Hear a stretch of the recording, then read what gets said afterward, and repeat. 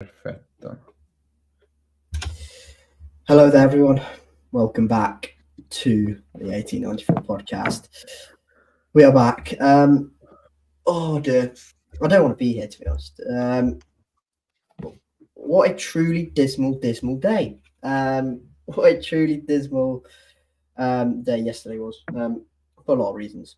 I was in Ashton Gate, as you could probably have worked out if you do follow me on Twitter. I wasn't there. Bristol City fell to a 1-0 defeat in the Severnside derby against Cardiff at Ashton Gate. I'm going to be honest, I don't watch the game, so I will bow down to Matiss's superior knowledge on the knowledge. I'm joking. On the game. Presuming you watched it. So yeah, more of the opinions will be coming from me, but a lot of the discussion will also be around Liam Manning. Yeah. Matiss is with me as always. How are you doing, mate? After just a gut wrenching, I suppose, display, and always never nice to lose a derby game, is it? No, it's not, and that's then the double they've done over us this season. Went away there, and I was at that game, and that was a 2-0 loss. Pearson's last game and lost again, and haven't scored either. Yeah, it was just abysmal, terrible. Same words for the last 3 weeks, really. We've scored 1 goal in 3. 2 teams in the relegation side and a derby. Yeah, I did watch the game. Couldn't watch all of it.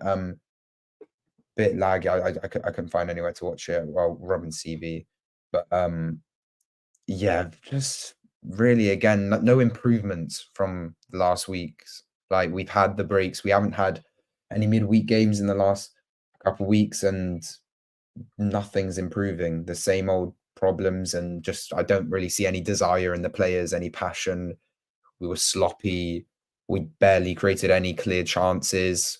Couple good half chances, but really not a lot. A bit better than last week. I'd say a better performance than last week, but by better, I don't mean we're playing well. It's still really poor, lack of quality, and we didn't score a goal and we lost the game. So just really disappointing, and at home as well, on a game where we have to turn up. It's a derby. We've been on some poor form and just more of the same. So disappointed, and so all Bristol City fans really. Just, I think it's quite important to touch on this, just because of the fact that obviously the derby game, they beat us earlier in the season at their place. Obviously, expectation, I suppose, was there to kind of the pressure was there not to kind of lose this game, and the fact the importance of not, having to double down on you by rivals is always important, isn't it? It felt like we were coming into this game. I don't want to say without really. It didn't really feel like in the build-up there was a massive kind of getting, amped up by the crowd or the fans getting a little bit, building themselves up for this game. And apparently, what it seemed like is there's just no reaction from the players and Liam Manning. Would you agree with that? Yeah, it didn't. I know what you mean. I didn't really feel like it was a derby. If you know what I mean, it didn't feel like. And sorry, by the way, aggression was there. Before Cardiff fans inevitably comment on this, we are not saying we are not making excuses for the fact that Bristol lost this game.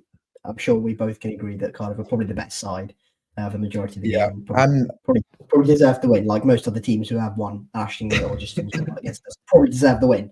We're not going to make excuses saying, "Oh, Cardiff are not very good" and whatnot. They're obviously a very decent championship side that they were level on points with us before the game. They're very, very capable at this level, similar to us when we can turn up. Nothing to take away from them. Just the fact that it's our rivals. I'm sure it's a little bit more annoying, and I'm sure Cardiff fans can understand that. But yeah, go on. Yeah, that's the thing. The fact that now every time we lose, we can say confidently that the opposition deserve the win is a bit concerning as well, because you can get unlucky in games and play well, but recent times we just really haven't brought anything to the game. And Cardiff, definitely played better and were the more threatening. And like you said, I mean, I think also just not a lot of great build up around the game. I mean, both our seasons we weren't really looking at playoffs after 44 points going into that game. Both teams looking at another mid-table, because Cardiff did have a positive start to the season. Obviously, they were in the playoffs at one point as well.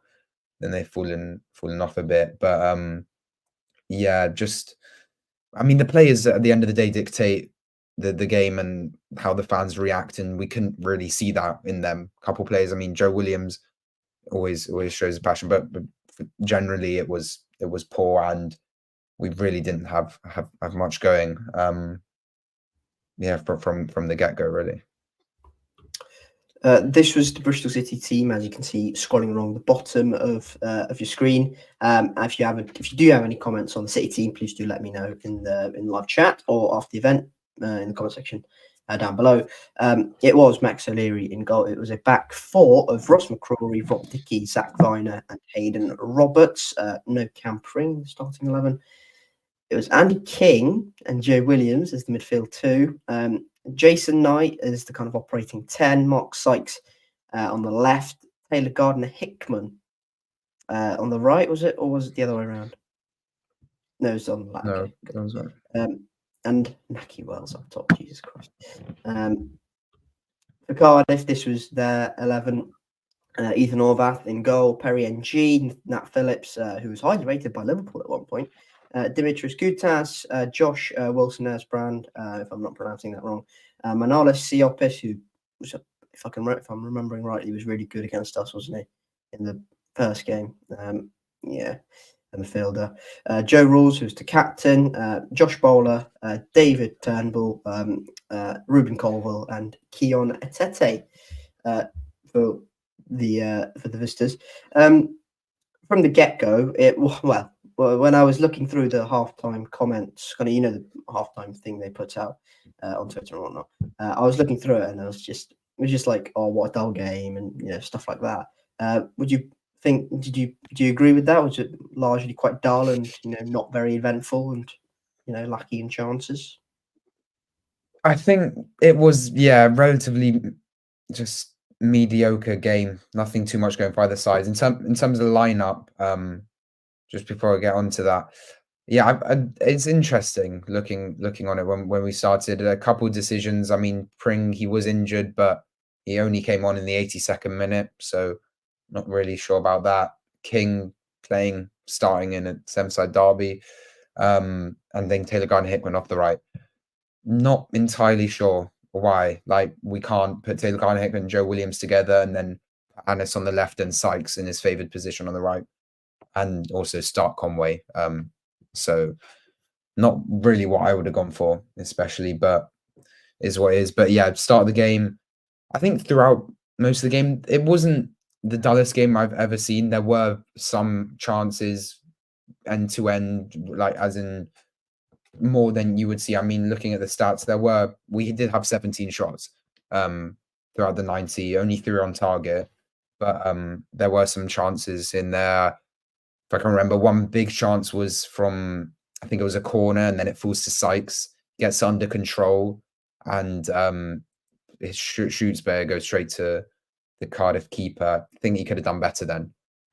It was quite a close chance, and if he just buried it in the bottom left, he could have finished it. There was one chance. I'm not sure if you've seen the highlights, but Cardiff came in on the right again, and it was quite a close chance in that first half. And we've seen similar situations over the last few weeks of the goals, and we've conceded throughout them as well.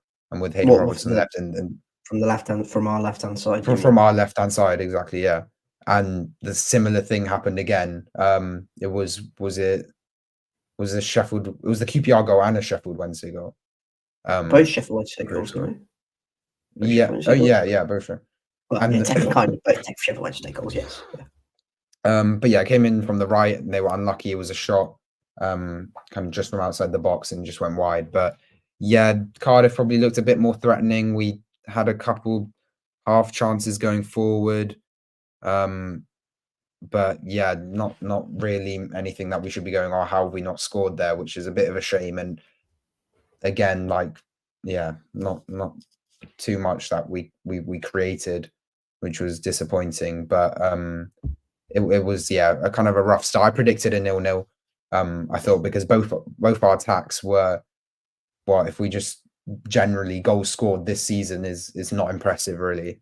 We haven't scored a lot of goals, but the one goal made the difference in the second half at the end there, and came from another corner, just like the reverse fixture, which happened in front of me, which was, yeah, a shame.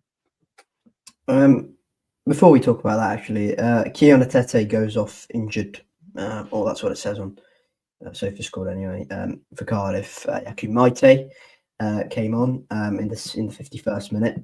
10 minutes later, a double substitution for City. Ani and Matiss and Tommy Conway both come on for Andy King. So Matiss comes in, and Garnett can presumably drops back in into that kind of middle of the park. And Tommy Conway is a straightforward swap for Naki Wells. So do you? Well, in the end, they didn't make any difference because we still went and lost that game. So, what do you think about that double change and eventually the goal that happened? Yeah, I mean, I think from the get-go, we should have started with Garner Hickman in that midfield position, and I didn't think he was terrible today. I think he did a couple of decent crosses, and he's always a threat, especially from the midfield. I think that's his best position. Bringing Mehmeti on, I felt like was a good decision. I wanted to see more Mabude as well, but I think it was Mabude came on a lot later with Pring and Cornick. But yeah, Conway straight swap. Yeah, definitely. Really, Wells wasn't impactful at all. And yeah, I mean, we can get onto him in his situation, but we've talked about it over the last few weeks. Yeah, not really done much. So yeah, Conway on, and then Mehmeti on. So I'm not entirely. Did Mehmeti come on to the left and then Sykes to the right, and then Garner Hickman into the middle? No, apparently what happened. No, he stayed on the right. Yeah. Yeah, Mehmeti stayed on the right, which is interesting because Sykes is still on the pitch, isn't he? So apparently that's what happened according to social media. So I don't know. So they might have swapped. I'm not sure. I think no. Yeah, I remember a couple chances. Mehmeti was off the right. That's where we got a couple of our half shots. Taylor Gardner Hickman, just a couple slices going wide. But yeah, interesting. We played Sykes on the left for the whole game until he came off. Not entirely sure on those tactics. But he was decent when he was playing. Yeah, onto the goal then. Corner comes in. Well, just before that, Cardiff make a double substitution as well. Ollie Tanner comes on for Josh Bowler, and Ryan Wintle comes on for Joe Rawson in the middle. But yeah, talk about that goal because it's just so silly and it's just so simple. Yeah, it's just a crossing from the corner, and it's all a bit of a cluster of players in there. There's about 4 players all together. And NG gets his head on it, and there's about I think Joe Williams is there, Viner's behind him. Don't really know how he got his head on it, but he gets it through, and it went past Max. Max couldn't do really much, to be honest. Can't blame him, but yeah, it's a knock on, and we're 1-0 down. Pretty similar to the reverse fixture actually. Which was in front of me. It's just too easy. I think it's just lack of awareness. We should be marking better and really attacking the ball. And we've conceded a lot. Well, I can't put a number to it, but I feel like we've conceded a couple corners this campaign, and yeah, it's just not good enough. But that gave Cardiff the lead, and yeah, it was disappointing. Quite, more in the middle of the second half. Yeah, just not good enough, is it? From our perspective, just you can't concede from a corner like that, especially when Cardiff have got pretty good aerial players. I'm thinking Gutas and G, obviously, who scored the header.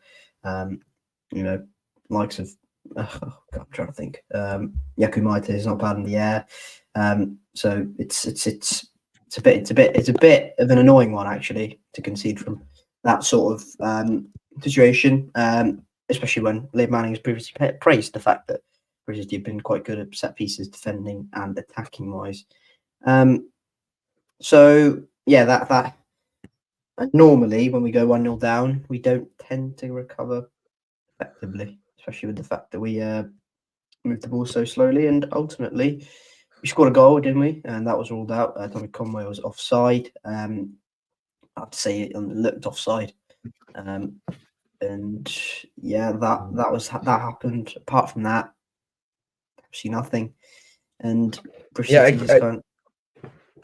it's the same problems like we mentioned. I mean, we have 59% of the possession in that game, and we really don't. It's just a lot of waiting around, not knowing to make that final pass, and that's happened so many times in the last few weeks.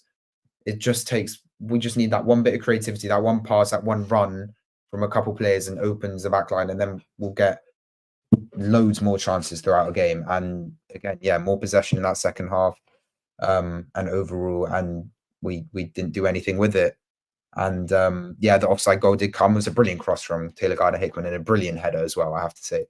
Dickey gets down well, and it's a great save. But yeah, Conway drifted into offside position, finishes off, but doesn't count.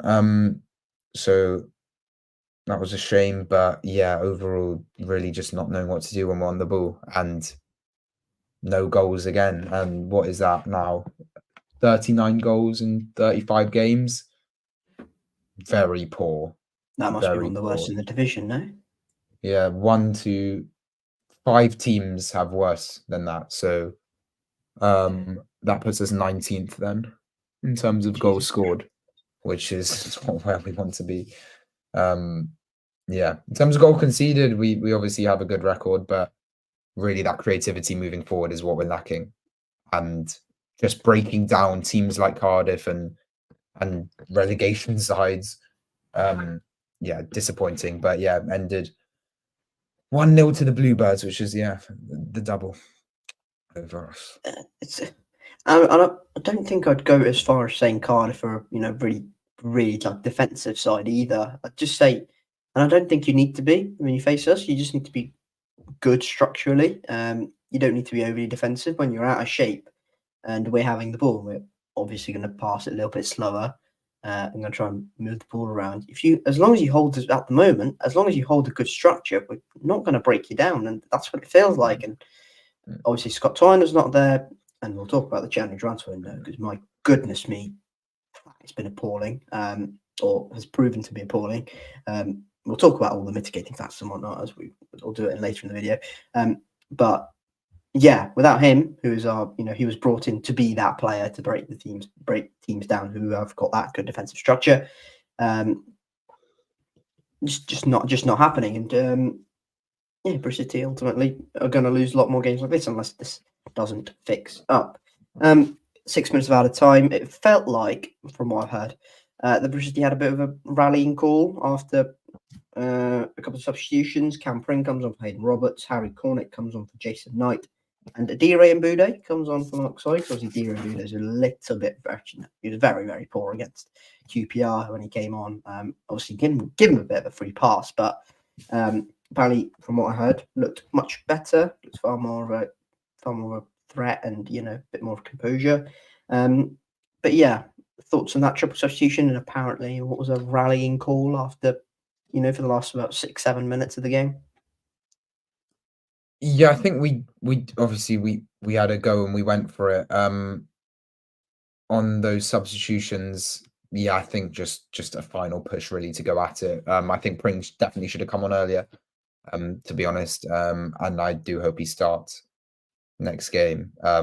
Because when he's at his best, he's definitely better than Roberts. Mabude, yeah, looked a little bit brighter, but I still want to see a bit more from him, and hopefully he can play a few more minutes. But knowing that we have that option to buy, definitely one a bit more for the future term, probably next season, gets really at his feet. But hopefully proves enough to sign permanently. And then Cornick, yeah, I mean, he was okay as well. But in general, from the whole team, just a real lack of impact throughout the whole game, and we still didn't have enough to finish it off in the last few minutes. And yeah, I mean, yeah, if we look at the momentum graph as well, definitely had a big push at the end. And yeah, well, 17 shots, 3 on target. they had a 0.3 expected goals as well. They didn't have like too much going forward, but again, we do not know what to do with the ball, so couldn't do much with it, and it ended 1-0, and our third loss on the bounce. Yeah, just not good, is it? Sorry. Yeah, I think that's about it to talk about the game, to be honest, and I don't want to talk about the game too much more. Do you want to do player ratings or not, or just skip it for this one because I wasn't there, or do you want to do just yours? Okay, I don't mind. I can go. To be honest, they're all around the same. If I'm going to be honest, do you want me to go through them? Do you want to just rattle through all of them? Like, don't really give an explanation, and I'll just write it down. Okay. Start with Max in goal, 6.5. I think he made a couple good, decent saves, good blocks. Can't do anything for the goal, but nothing too special. McCrory, 6.5 as well. Just think he provided a little bit more going forward on the right hand side, and he just showed a bit more effort for me, which is for me what's important in these games as well. Viner and Dickey, both 6s. Just just pretty mid. Didn't do much in that corner. I think it was a big cluster. Don't think there's a proper one to blame, but yeah, a little bit sloppy. Didn't have as much creativity with the passes going forward. Roberts 5.5, not really a big impact for me. I think Rob Pring should have come on a lot earlier, and also the chance came on from our left hand side as well from them, which definitely could have been a goal. King 6. I think he was just pretty okay. Didn't do much. I mean, his job isn't really to go forward and create much. So what he's there for, I thought he was okay. Williams 6.5, bit more effort. I saw from him, and he just showed a bit more passion throughout the game. Then TGH on the right, also 6.5. I thought he gave a couple shots, and I know they were wide, but we were kind of struggling, and he put in a brilliant cross for Rob Dickey as well. But to be honest, we can't be feeding off one moment chances, but I thought he was okay. Knight 6 as well. Didn't really do much from what I expected with him. And then Sykes 6 off the left, not in his normal position, but I still think he did okay. Probably should have scored as well in that chance, but didn't have much to feed off. Naki, really poor. Didn't have too much to feed off, but don't really have an impact. I don't know how harsh I should go for him. I'll go 5. I'll go 5 for Naki. Maybe a bit harsh, maybe 5.5, but I'll just leave it at 5. Conway came on in later on in the game. What was it? 60 something minute. It was 62nd minute. I thought he obviously scored the goal, but not the goal, offside goal. He was just there with a tap in, but I thought he definitely pushed on. He wanted to make an impact. I felt because it was questionable that he didn't start. He definitely wanted to make an impact and showed a bit more effort. Anis. Sorry, what did you go for? What did you go for Conway? 6.5. Anis 6, yeah. And Anis 6. I mean, I think overall, when I look player for player, I'd probably give more than a whole team. Like the whole team, I usually get. Well, I'll give you Manning's now, but Manning kind of tells me obviously what the whole team's rating is as a whole, even though it's not the average. If you kind of know what I mean, how the whole team plays together in terms of separate. But for the other subs, I think there was just too little time really to put anything on them. Manning, I went a 5 though, just for overall, because again, just no drive from the team, cluster, really no threat going forward, and we lost the game at the end of the day. So below par and a poor performance. But yeah. Oh dear. So basically, very subpar, very poor, and just nowhere near the levels we need to be, especially for a derby game. Bristol City, that was really, really poor. I think to stop talking about that one because I really cannot be asked. Just quickly, do you want to do the quiz? Because if you've been listening for a while, we have been trotting along, talking about the game, talking about the next game. So we thought we'd add something a little bit different, just on days like this where we're talking about a defeat, just to help brighten the mood a little bit as well. My question. So, John, actually no, Matiss, I'll ask you. So we'll just ask each other a question each week, and yeah, we'll keep a points tally. Most weeks the question will be worth 1 point. For weeks where it's like a list, it'll be worth 3 points and whatnot. This week, Bristol. This is the question. I'll ask first then, if that's all right with you, Matiss. I'll ask first. Yeah, go on. So this is a question related to the Severnside derby, actually. So if in the comments, and no cheating either, by the way, in the comments you want to join in, please do feel free. There's a question related with the Severnside derby, actually.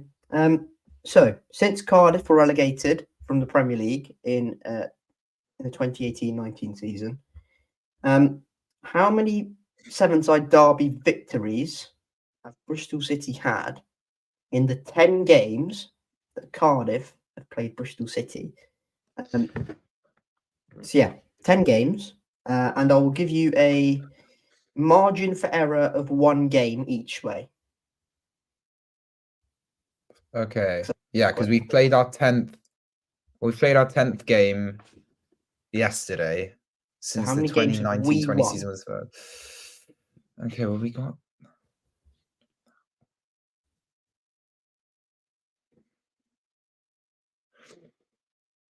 As I said, 1 game margin for error each way. So if the answer, for example, is 10 games. So let's say the answer is 20.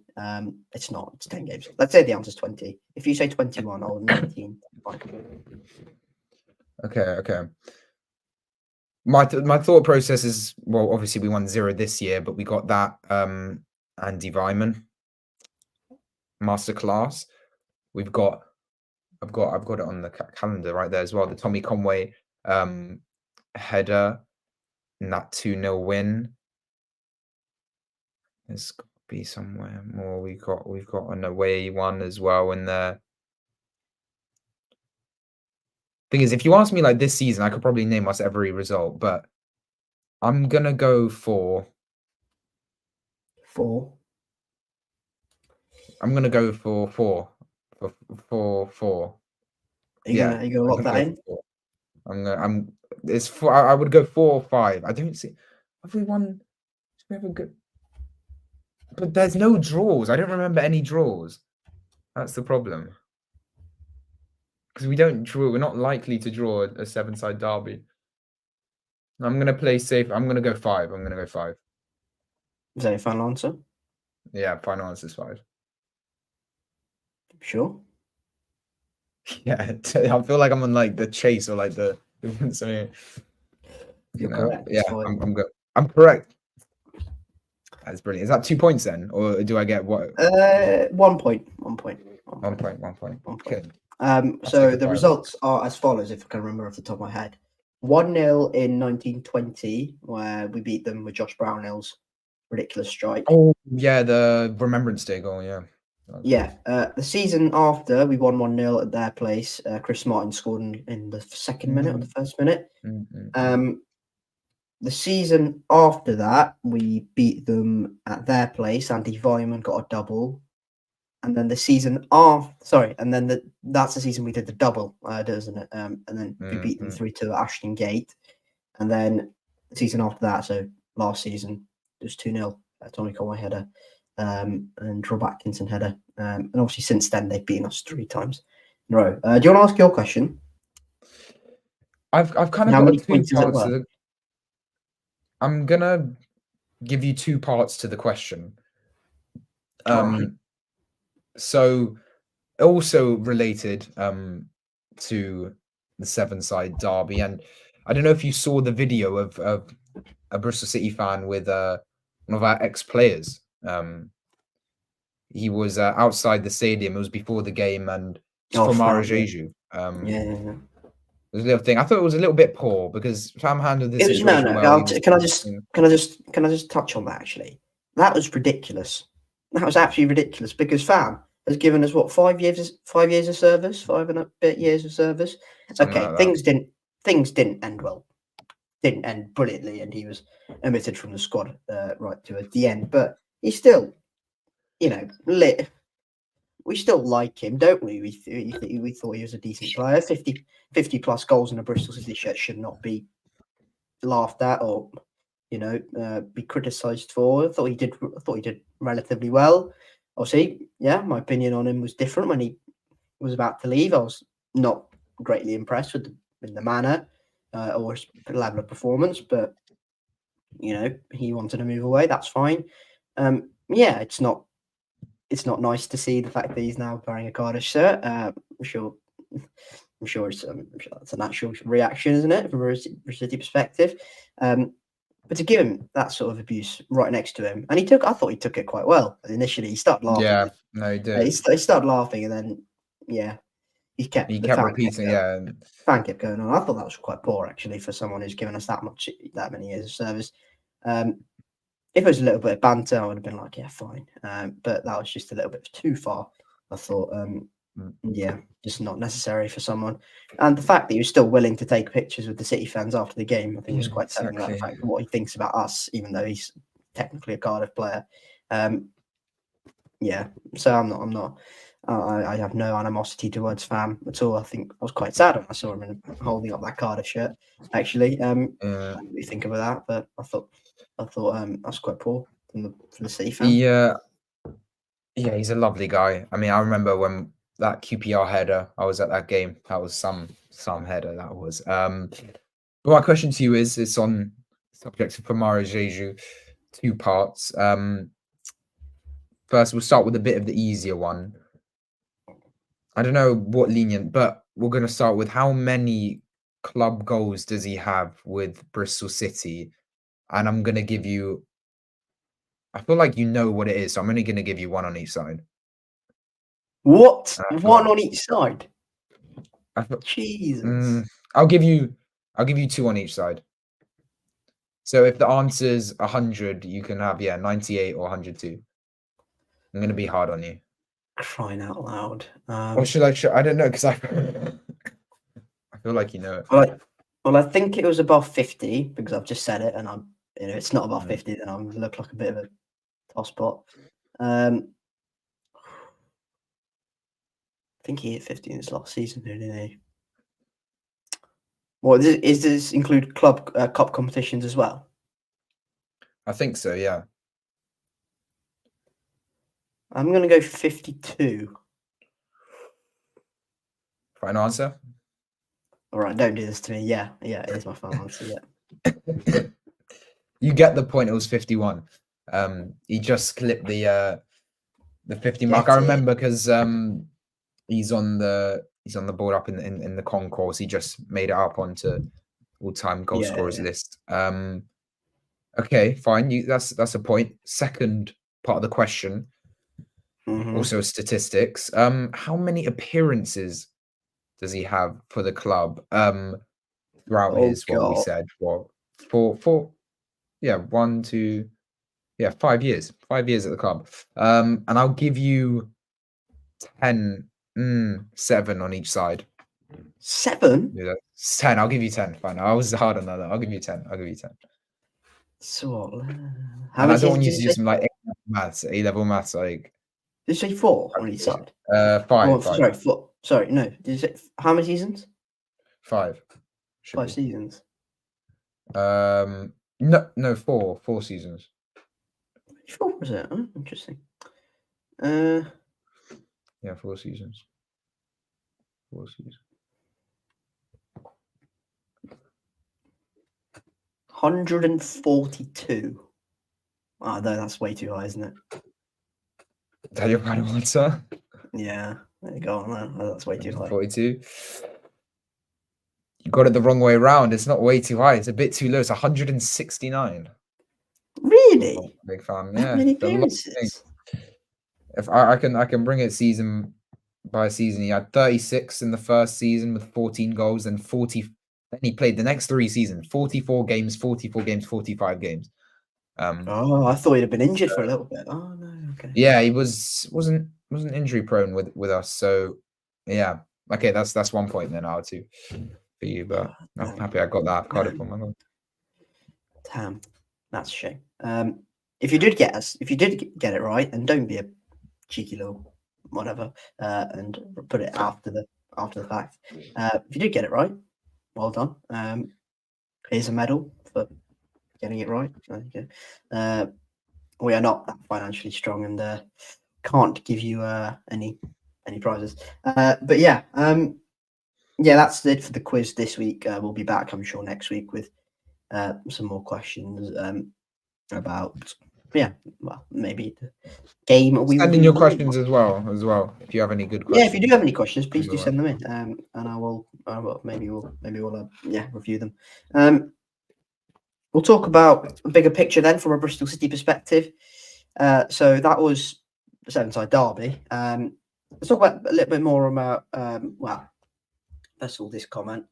We'll talk about him then. Why not? Let's talk about Liam Manning, because I think there's an elephant in the room that needs to be addressed. And first of all, let's just get this out of the way very quickly. I think any calls for Liam Manning to be sacked is just revisionism at its utter best. It's brilliant, but it's incredibly hip. It's just incredible short-termism. What they're trying to get at the fact that if we do sack Liam Manning, which is not going to happen, by the way, however much you beg for it, or if you think it's the right decision to sack him, I think it's just ridiculous to even contemplate that. I think there's pressure on him, and that's fair. And I think there's criticism aimed towards his style, maybe his kind of methods in recent weeks, and maybe the results on the pitch could be down to him. However, I think the calls to sack Liam Manning at the moment are just ridiculous. But I do obviously get the pressure. Get the fact that criticism aimed at his way is obviously valid. If we're going to lose football games in the way we have been doing for the last 3 games, then pressure is going to be on the manager. Criticism is going to be aimed his way. But I think it's personally pretty rubbish from a certain minority. I have to say minority of our fans to actively come and want Liam Manning out. I just think that's ridiculous, and especially given the time he's had at this football club. What do you think? Yeah, I definitely disagree with those people who just get on the back of it. I feel like it's just in the moment. I understand we've lost 3 in a row, but if we look at the bigger picture, Pearson wasn't going to be the right man to take us forward, and I still stand by my point. I think it was the wrong time to sack Pearson, but we can't turn into this sort of cycle of sacking and not giving enough time. We have a reputation of giving enough opportunities for the managers and the coaches. So yeah, he obviously he won't be sacked, and I don't think he should be. But we're not in a great position right now, and 3 losses in a row, I think that makes it around a 33% win rate since he's been here in the league. I heard somewhere. And that's 3 wins in 17 as well in the long term, which is pretty poor if we think about it. Obviously got that West Ham Cup win, but other than that, in recent times, it's not been impressive. But we see the positive signs. We won those 3 on the bounce. We had also the back-to-back wins. We've beaten big sides. We know we can play football, but the championship it's a results business, and football is a results business in general, and we can't be performing like that against worse sides and lower down in the table yeah, it's just not good enough, and we need to learn how to do that, because once teams figure out that they can just, yeah, like we mentioned, just have a solid structure, we don't know how to break them down, and we need to fix that. And he does have to the end of the season now. We're not, I mean, we were looking up the table a couple of weeks ago after that Southampton win, and we're only 6 points off the relegation spots. And I'm not getting worried necessarily, but our next few games aren't particularly easy. We've got Ipswich away on Tuesday night, followed by Swansea at home, West Brom away, and then Leicester at home, which, yeah, isn't nice. Considering 3 of those are in the top 5 and 2 in the top 2. So yeah, he's under pressure and he needs to get some results soon and performances to kind of relieve that a bit. But I don't think we'll get relegated. And he has the rest of the season to try and fix things. Shouldn't be too many games now, less we have a international break and then the pre-season. Hopefully, it's a real shame that Twine hasn't worked out. We can get onto players in a moment, but sort out, yeah, the player situation and then hopefully kick on next season. But I feel like that's what we say most of the time. But to be fair, he hasn't been here in a while. So, but just, yeah, in general, we can't be saying to sack him, and he still needs a bit more time, but he needs to pick it up really and try and figure these problems out, because we could potentially be sucked into a relegation battle if we keep messing up. But I think we have the quality to stay up, definitely. But you never know. Yeah, I think you're right there. On the whole, I think we do have more than sufficient quality within that squad to be far away from the relegation zone. We should be. Yeah, that's unfortunate. It should be fine. I think we'll be absolutely fine from relegation. I don't think should be any concerns. And unfortunately, we're in a season where Stoke, who are 22nd at the moment, they've played 35 games, have accumulated 38 points.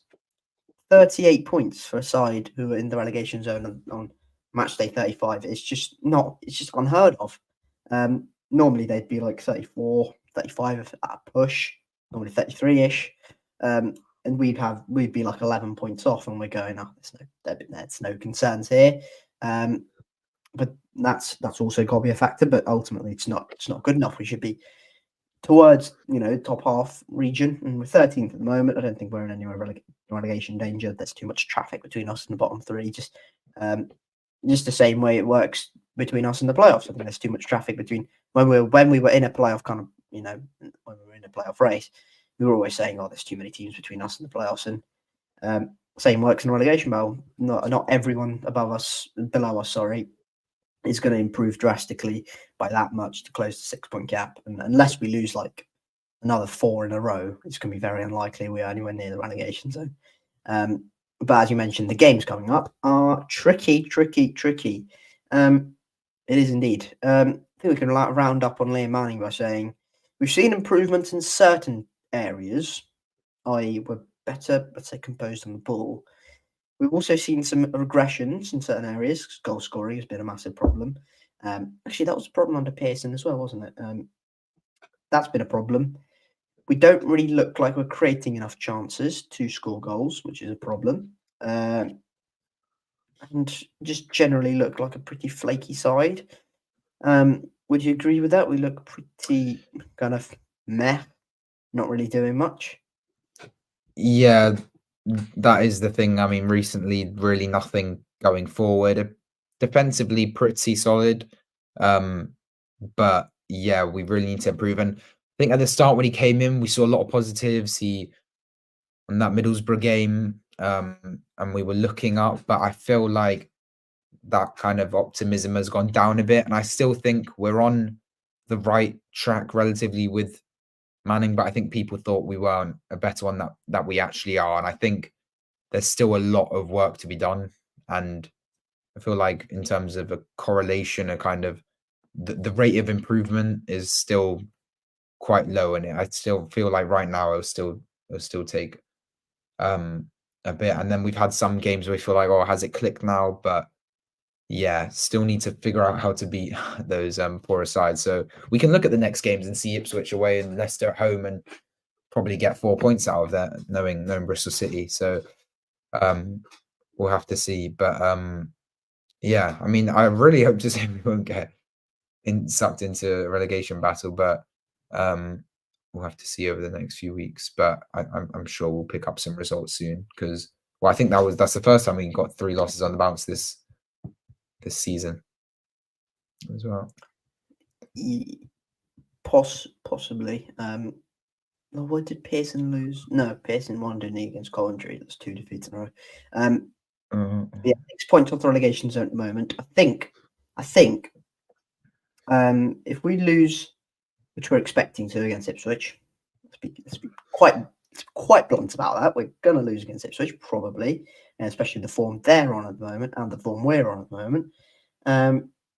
That makes the Swansea City game an utterly crucial one, I think, for Liam Manning, for this group of players to show what they're actually all about. Because if let's presume the worst and say we get nothing at Ipswich, and we are still 6 points off the relegation zone, maybe we're 3.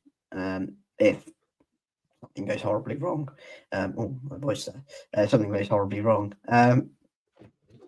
But yeah, I can't. I think the Swansea game is so important. Not only because it's Swansea and you know Bristol against Swansea and all that geographical things, and we generally do we have a decent record against Swansea at Ashton Gate. A lot of draws. A lot of draws. Yeah, generally okay against Swansea at Ashton Gate. But yeah, I think the Ipswich game is kind of a free hit a little bit, and the Swansea game is massive for us, I think. Yeah, definitely.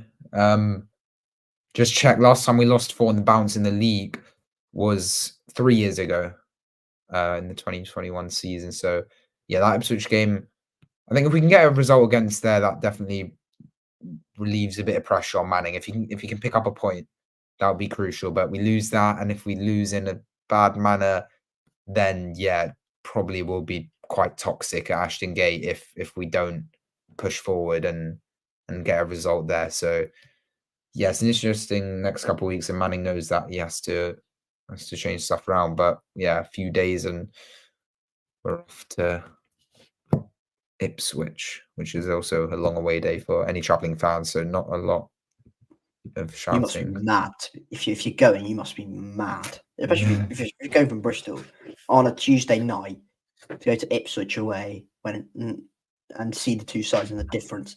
Must be mad. Let's talk about that then. I don't want to completely hype up the opposition and say, oh, they're so much better than us. They are so much better than us. They are so much better than us. I wouldn't say I'm really particularly concerned, because I've not really seen us get battered under Manning yet. In terms of scoreline, I don't think we'll get absolutely smacked. Although if that does if there is a chance of that happening, they'll probably be here. I am really concerned, I have to say, with the form we are in at the moment, and the fact that Ipswich, are just so good. I am really concerned. Yeah, it's going to be an interesting game. I feel like we obviously know how to play against good sides, and we've done that away from home as well. But I feel like the narrative is just a bit different this time. Ipswich are on 5 wins in a row in terms of form, and obviously we're in a terrible run of form, and they're second in the league, and they just have the momentum now.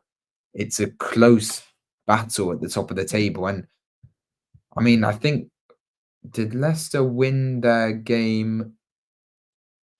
Wait, they lost. Leicester lost. They lost. Yeah, they've lost their last 3.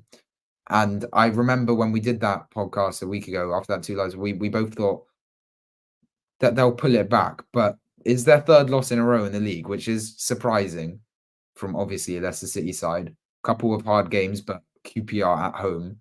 very surprising. They did win in the cup with like an insanely like weak team as well, because they were Did you see saving the it. goal? Yeah, brilliant. Jeez, good goal.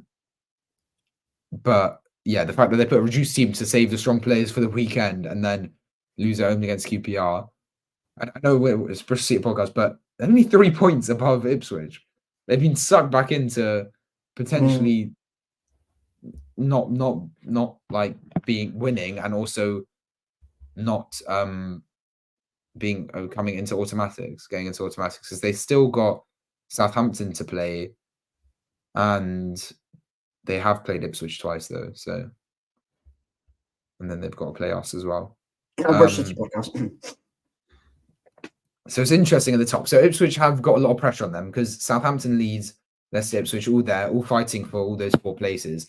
So I think they just have the momentum and they'll push forward, and I think they can easily rip us apart, and it will be a poor result. I think there's a chance it can go the other way and we fight back knowing that we have to get a result, and Manning knows that it's going to be a tough game, and if we lose this, that Swansea game is going to be a must win. So if he can get a result, it puts a bit of pressure off him, but I still don't think we have the quality right now to push on. I mean, we'll see what lineup he puts. I'd like to see Conway start, but yeah, it's from going into it looks like a battering, to be honest. But yeah, generally we've skewed towards being better against sides who are dominating the ball, aren't we? Southampton, definitely. Borough, Like throughout the Forest. last 2 weeks, we have less possession, we win games, and that's been the trend over the last year and a half, I feel like. And recently, that's just how we are, and we play better against. But if we put no pace up top, i.e., Naki Wells and Ani and Matiss, and players who are okay but have no pace. Obviously, Sam Bell is a huge miss in that department in terms of pace. But if we have no space there, pace even, that's going to be a massive problem on the counter attack. Don't you think? Because Belly's not there. Sykes is still kind of getting back to fitness properly. Maybe D-Ray and Boudet has to start if we're going to play on the counter attack to this one. Yeah, I do want to see more of him as well, but I feel like we're just clinical as well. I feel like we don't have too much of that pace, but we're not really a team who exploits a lot of players with pace a lot of the time. And I feel like in recent games, especially the Southampton, it was just a good string of passes and some nice goals in that game. So we're definitely going to bring it that way, and we won't dominate the ball unless Ipswich let us. Because they could just score one quick goal and then we won't be able to do anything, and then they just get a second and the game's over like that. But yeah, we'll have to see. I really hope we can go and fight and try and pull something out, but it's just not looking likely right now. Score prediction then.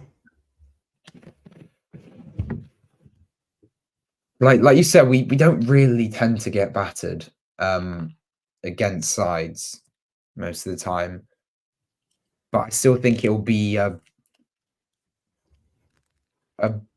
really like not in terms of scoreline, but it'll be a statement loss. I think we'll lose 2-0, and like I mentioned, I think in terms of performance, just the way we lose, I feel like it will be a 1-0 early goal, like I said, and then we really don't do anything moving forward, and then they just kill the game off early in the second half or already in the first, and we don't really have any response to it, and we'll probably throw everything at it, and Ani and Matiss gets a header or something and misses it. I don't know. It's just something stupid. A couple half chances and a couple counter attacks, but not enough clinicality. But hopefully they prove me wrong. But yeah, I'd say 2-0, and then that game looks very important, like you mentioned earlier, against Swansea. Do I see scoring as the problem? Ipswich can be a little bit open, especially Portman Road. I know the games are quite high scoring there. If and there's a big if we are to get anything against Ipswich, this would probably be the best time to play them in the middle of a 3-game week, isn't it? Because they've just travelled to Plymouth. They'll have to get back in time for this one, and it's an early kickoff, isn't it? It's not an early kickoff. It's on the Tuesday, so it's a game. It's a day earlier. And then I don't know who they have after us. It's they have to go to Cardiff. I reckon we'll score. Yeah, no, go on. I reckon we'll score 3-1 Ipswich. I'll go for. I think it'll be pretty open, but generally Ipswich dominating most of the things. And yeah, as you said, probably not offering much. And if we are to play on the counter attack, we'll have to be very efficient and very clinical.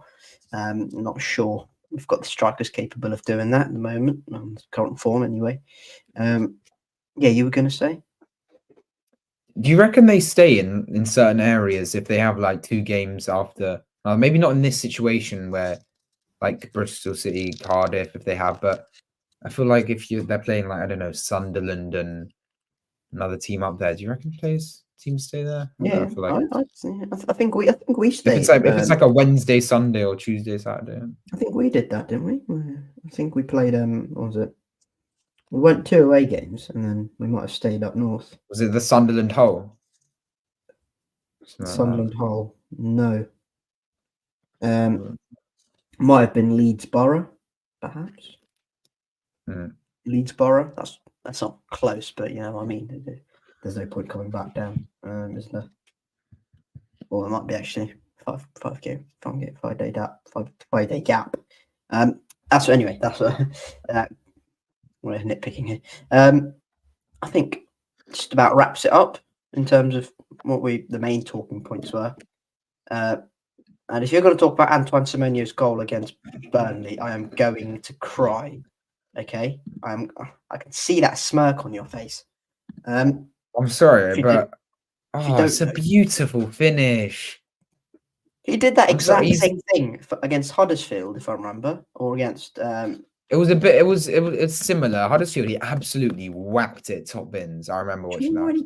He brings it to left. Oh, what a finish! Do you remember when he came on in like 5 successive games last season and came on and just scored in every single one of them? Yeah. At the start in January, before he left. Yeah, at the start of last season. Yeah. He just scored like every game before when he came on. It was mental. Oh, and then he celebrates over with none other than Alex Scott. I don't know who you're talking about. Who Alex? God, they're doing so well. Semenyo is so good, man. I loved it when he played for us. He was just such a brilliant player. Same with Alex Scott. Alex who? It's Antoine who? Anyway. That is it from us. Talking about another depressing result for Bristol City. 3 straight defeats in a row for Liam Manning's Reds. Not much positivity at the moment, but as we know, it is only 3 games. Football, especially in the Championship, can change very quickly, as we are all aware of. Bristol City are the masters of inconsistency, aren't we? And we can definitely. Playoff push still on? Playoff push is certainly on. I'm sure if we beat Ipswich away, everything is going to turn very quickly. If we win against Swansea and Ipswich, no one is complaining, I'm telling you. That's how mental the Championship is at the moment. Bristol City find themselves 6 points off the relegation zone, 9 points off the top 6. 11. 11? Is it 11? Is it? Oh, interesting. Oh, no, it's 12. It's 12 even. God, 12 off the top 6. Very meandering season at the moment. Bristol City with all views for next season. That is it on this episode of the 1894 podcast. If you have enjoyed it, if you're watching on YouTube, hit subscribe on the big red button, hit notification bell. So we're trying to go live for more videos and match reactions and whatnot. This is a bit of a rarity because I didn't watch the game because I was camping in Wales, ironically. There you go. And yeah, I didn't watch the game, so I couldn't really give a massive opinion on the game. But yeah, I can definitely give my opinion on Liam Manning and whatnot. I think it's that is it. If you're watching from on YouTube, subscribe, hit like before you leave as well, helps with the algorithm and whatnot. If you're watching on Spotify, leave a 5-star review. If you're watching on any of the podcast platforms, do whatever things. I'm not really used to the other ones. But yeah, if you're watching this after the fact, let us know your score prediction for the Ipswich Town game, your thoughts on the game just been against Cardiff in the Severnside derby. Obviously, try to keep it as balanced as you can. I think that's what we try and do. No, don't get too over the top. Apart from when we talk about Alex Scott, because well, we love that man. Also, yeah, obviously, and talk about Anton Semenyo and all our ex-players. But yeah, comment your player ratings as well, and any quiz ideas as well, as we'll start doing that weekly. I think it's one point a piece, but you had the potential to get 2 today, so we'll get that. Blue, what was the Gary Neville quote? Blue £1 billion bottle jobs or something. That's quite good. Yeah, quite entertaining. Very entertaining value. It's quite good. Yeah, I'm City a one blue as well, £1 billion bottle job. Apart from the fact that I don't have £1 billion and I don't have anything to do with the colour blue, and I didn't bottle anything. I have a. What is this? Is this a bottle? It's not a bottle, is it? Yeah. Thank you very much for tuning in. I don't know where that went to. And yeah, we will catch you all probably after the Swansea game. Well, hopefully Bristol City by then have picked up 6 points and are steamrolling their way to promotion.